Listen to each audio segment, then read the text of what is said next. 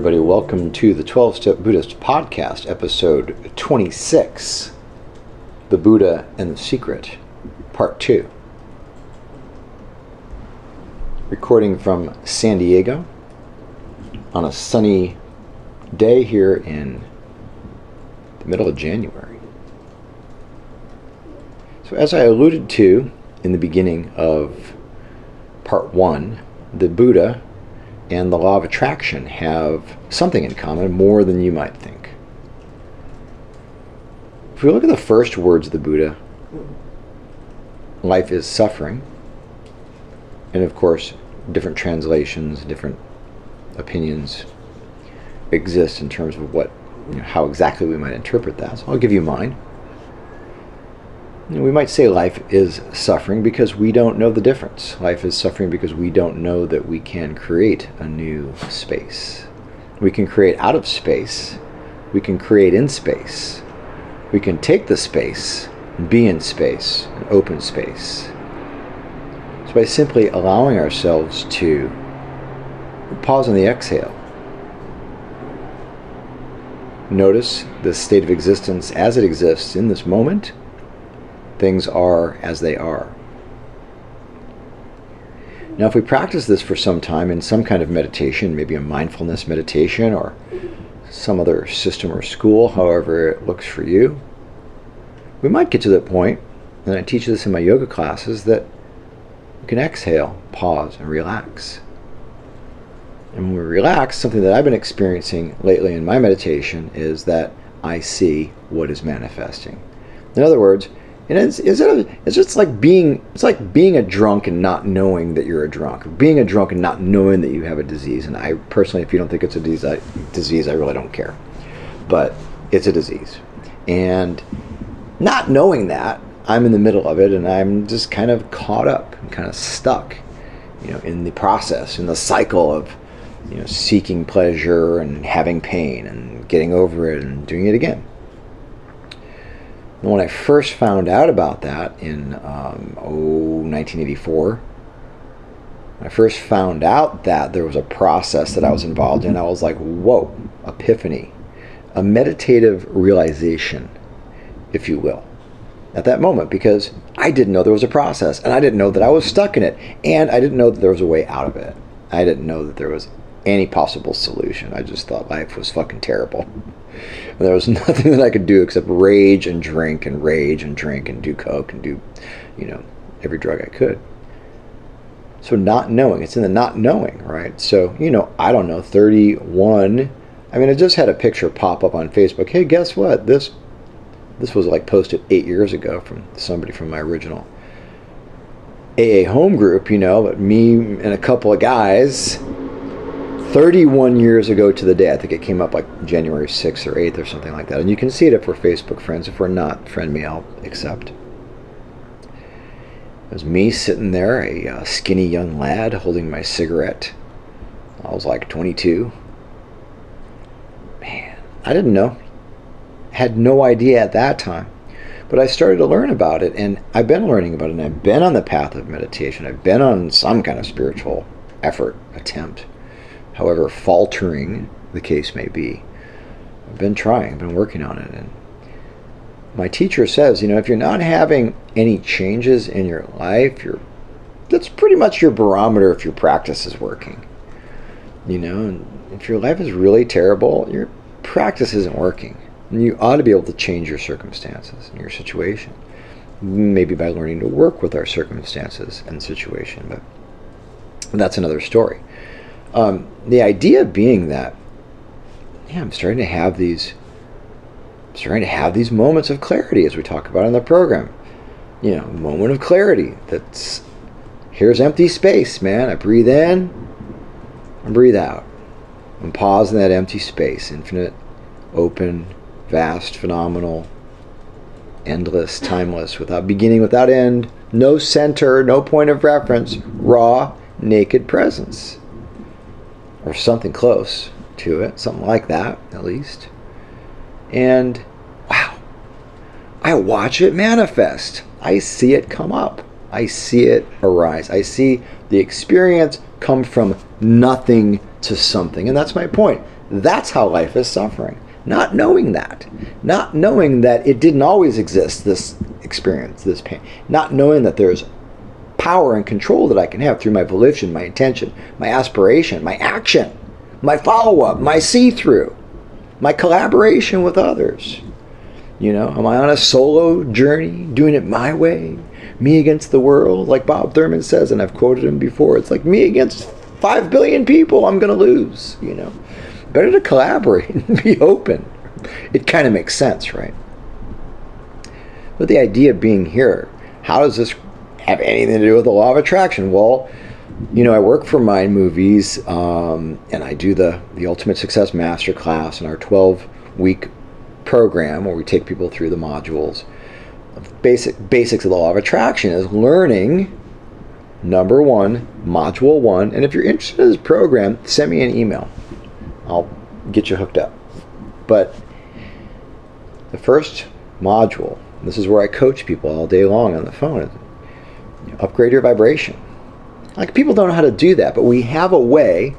And my boss, Natalie Ledwell, has a program where she basically, from The Secret and so forth, we talk about changing the vibration to gratitude and loving kindness. Hey, this is not so un-Buddhist, right? This is not so different. I mean, this is Buddhist. This is Buddhist.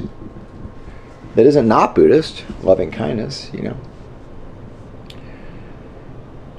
But the way I approach it is to pause on the exhale and relax in open space. Allow space. Allow myself space. Space, look, I exist in fucking space. I might not be aware of it because my mentality is so fine-tuned, like a laser pinpoint, ultra concentrated. My concentration is so focused that nothing else exists, right? It's like I'm really, really, really obsessed with being me. And it's like, this is the concreteness of the reality, and it's the self-centered perspective. The inherently existent I that isn't even real, according to the Dharma, isn't even really real. It's a fucking smokescreen. But I'm so focused on that. I'm so locked in. You couldn't even tell me that there was something else. So how am I going to create a new vibration? Well, just be nice. Just be kind. Just start writing in your gratitude journal. Just start doing random acts of kindness. And listing 5 things you're grateful for every day, and so on. And it's awesome because, there's a guy, I have to email me for, I didn't think to put it in the show notes, but there's a guy we watched, my wife pulled up a podcast the other day, and this awesome professor talks about all this brain science that has to do with showing what happens when you just think positive. Really changes your brain. Changes the brain chemistry to do things like write in your gratitude journal, pause and meditate. So look, how you want to upgrade your vibration. You can do these actions and then feel different. You can also, by the actions I mean, change your behavior. Like stop drinking, pause between drinks, stop fixing heroin, let go of the oxy obsession, give up your fucking stupid ass cigarettes, you know what I mean? Or whatever it is. Get off the porn bus, whatever you're on, right? Pause. When you get out of the cycle for just a second, relax. Go to the gym, take a steam bath. Do what you got to do, relax in the moment. Pause. When agitated, notice. Maybe this takes months or years. I mean, like I said, I've been working on it 30 years. It's just coming to fruition that I'm having these moments. But I think I can share it with you. It's just about relaxing in the empty space of exhale and pause. And every breath is an opportunity to start fresh.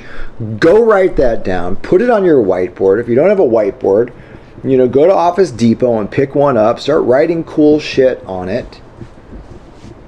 Post it on your Facebook. Every breath is a moment. Every breath is an opportunity to start fresh. It's not a joke. It's not some platitude. I'm not just saying it. It's the truth. But look, we can realize this and get the fruits of our meditation. We can practice with it. It takes time. Maybe for you it doesn't. Maybe insight will come in an instant. Boom! Like the universe just cracks open and you're like, wow. Could happen. It has happened. It does happen. But as we say in AA, sometimes the spiritual experiences of the educational variety, for me, it takes years and years. For me, it takes lots and lots and lots of concentrated effort, to which then I become sort of like conditioned and immune. It becomes sort of how I am. And then I kind of forget, or maybe I pause, or maybe I get sidetracked or distracted or something. And then I find myself having let go. I find myself having forgotten for a moment to try so hard. And the effort, just the karma of the seeds that you plant, and the actions infused with intention and sort of like authenticated with satisfaction, right?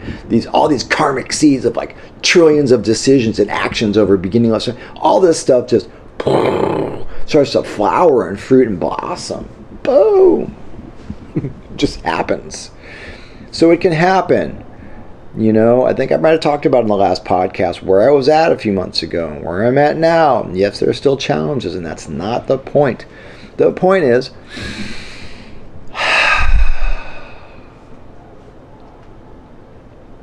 here's a fresh new instant of raw naked presence, a fresh new moment of opportunity.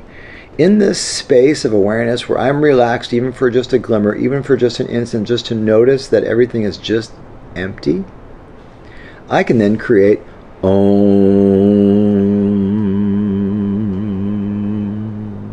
or another mantra. I can create a feeling. A visualization isn't just visual. It's also any sense, even the sixth sense, even the mind sense, even the intuitive sense. So touch your intuition. Do some yoga. Get with your body. Integrate with your energy. Work with your breath. Don't just sit still, and get stiff and fat. Move around. Breathe. I apologize to the Vipassana people. Probably mad at me for saying that. They're like anti-yoga, I think. But just pause and notice and go, here's the question. On the exhale, here's the question. How do I want to be? Here's the question. Who do I want to be? And then before you get bombarded with self-loathing and triggers from your ancient past of trauma, before you feel like you don't deserve it, or you're just overwhelmed with, not for me, it never works, or anything like that, just say, what would it be like to feel how I really want to feel? What would it be like? Just ask yourself the question. Just ask the universe the question. Ask a God of your understanding, if you have that kind of thing, a question. Ask the Buddha. Ask the wisdom dakinis. Ask the ancient benefactors, the medicine gurus, the healing energies, your animal spirits, your spirit guides, your dog. Ask your breath. My Zen teacher used to put his finger up and go, ask your finger. Here's the answer. Here's the question.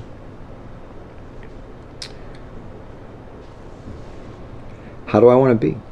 How would it be if I were free? How would it be if I were free? Write it on your whiteboard. Don't settle for less. How would it be if I could be any way that I want to be? How would I be? And then take your lips and move them in such a manner as to bring the outside edges of your mouth towards your eyes and pull back a little bit and create this thing called a smile. And then look at people and smile. I practice this. Honestly, I scowl as my natural countenance. Okay. It's like, get the fuck out of my way. It's my general thing, right? But I'm like, hey, how about, what if I just smile at people? And when I remember to do it, they usually smile back. If they're dicks and they don't want to smile back, I'm like, okay, I get it. I'm still smiling, motherfucker. You know what I'm saying? So that's how I do it. That's what we're talking about. Upgrade the vibration by allowing yourself to relax in empty space. If that doesn't make sense, and that's really hard to do, there's a lot of stuff that you can do that I write about and that I suggest. I wrote a 10-day course called Get Abundant Energy in 10 Days. You can get it at the12stepbuddhist.com. It's free. You can option to do it in 21 days. You can pause and save the emails and do it in 21 weeks. I don't care. You can do a little bit and see if it changes your life. Or you can do the whole thing, concentrated effort, and see what happens. It's different for everybody. And unlike some people who write and create in the realm of Buddhism and recovery, I'm not trying to create an institution or a school or be the leader. I'm trying to give you ideas that will help you because you need help. If you didn't need help, you wouldn't be listening. If you didn't want some help and have the desire, I was just listening to a podcast. So like, you wouldn't be listening to this podcast if you didn't have the desire to, do something different. Well, that's a good idea. It's true for you too. It's true for me too. I do have that desire, and so do you. So give it a shot. Go onto the website, follow the 10 lessons, meditation, yoga, nutrition. I've got links to different books that I like and stuff I recommend, and so forth. So share that with some friends. It's really good, and I'm putting it in my book that I'm rewriting the beginning and kind of restructuring the yoga book that I started a while ago, but I kept not giving myself permission to be an expert on yoga. I kept going, wait, someone has to give me permission to be an expert. I can't do it unless I've done it for 5 years. Well, guess what, folks? 5 years. 5 years ago this month that I started learning to be a teacher in yoga. Taught meditation for a long time before that, but okay, I give myself permission now. But it's a good book. It's going to come out, and I'm putting it together. It's going to be really nice. And I'm going to give you chapters.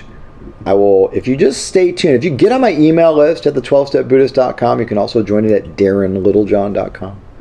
You can also find it on the Facebook group for the 12-Step Buddhist or Darren Littlejohn Yoga or the 12-Step Buddhist page. Go like the page, will you? I've got about 7,000 likes on there. I'd like that to be more. So, you can get on the list, and I'm going to be putting out these free different courses. I've got 12 steps that I rewrote. 12 steps of the integral yoga for recovery. And we can work through the 12 steps. Get on it. It's going to be called 12 Steps in 12 Weeks. I've already got the course laid out. You sign up for the course. It sends 1 email a week. We'll have a discussion group, so on and so forth. Work through it. I don't know. If people find it of interest, great. If not, fine. Do other stuff. It's cool. It's all good. But I like this stuff. I like integrating different modalities and drawing from different sources and allowing people the freedom, or just saying, hey, guess what? You already have the freedom. You already have the ability to choose what's going to work for you. You're going to do it anyways. You're going to do what you want to do anyways. If you're an addict, you're going to do what you want to do anyways. So we already know that, right? So that's pretty much my idea, is that the Buddha talked about life as suffering. And if you're not Buddhist and you don't get what that means and so on and so forth, just read some stuff. Read the 12-Step Buddhist. Read some of my blogs. Listen to podcasts. To go on YouTube. I mean, it's all out there, right? But suffering. The suffering is happening because we're not aware that we create the fucking conditions for suffering. Do you hear what I'm saying? We create the conditions for suffering. We create the conditions for suffering, and we perpetuate the conditions for further suffering. I hope that point is clear. We have the opportunity to create a new moment that is perhaps not suffering. Or perhaps it is suffering, but we can just relax in the empty space while the agony manifests and disappears. And our consciousness is infinite without beginning and without end. That's a kind of a thing, right? What does it have to do with the law of attraction? Because the law of attraction is already working. The karma that I have perpetuated, the ripening of the seeds due to the secondary conditions of the water, the soil, the sunrise, the fruits are happening anyways. It's called karma. It's called cause and effect, right? It's already happening. It was so brilliant. When I read that Natalie wrote that, I was like, it's so brilliant. It's already happening. So why not infuse the present moment with your intention and make a new moment? You gotta love my enthusiasm. I'm kind of jacked up. Why? Man, I was about ready to jump off the bridge last year. It was really bad. Really bad. I'm in a calm state now. It's really, really okay. I did a lot of deep practice. I connected with my teacher, with my teachings, and with my community. Right? I try to put the tools to use. Right? I'm an author. I put books out. I do retreats. I'm an example for people. I've got to get through this. My agent told me, get through it. Get through it, because you are going to help people, and that's what I'm doing right now. So I'm trying to help you. And hopefully you get something from this. And you can email me, DarrenBLittlejohn@gmail.com. Follow the podcast. Follow me on Twitter. Go find me on Facebook. It's /Darren.Littlejohn. Say hello. Tell your friends about the book, The 12-Step Buddhist. It's still a strong backlist item. It's doing well. I'm going to put more books out. If you want to read chapters of the new book as it comes out, I'm going to ask you questions about what you think about them as they come out. I'm going to put it together with your approval. I want it to be for you. I want you to get something out of it. Thanks to the people who have already done all. I've got like hundreds of responses on different surveys I put out and stuff like that. So sign up for the courses. Give me your feedback on those. There's just going to be a ton of them. I'm on fire right now, okay? I am really going to put a lot of stuff out. It's a moment. It's an opportunity. And just exhale, pause, and ask yourself, how do I really want it to be right now in this moment? Peace out, people. We'll talk to you soon.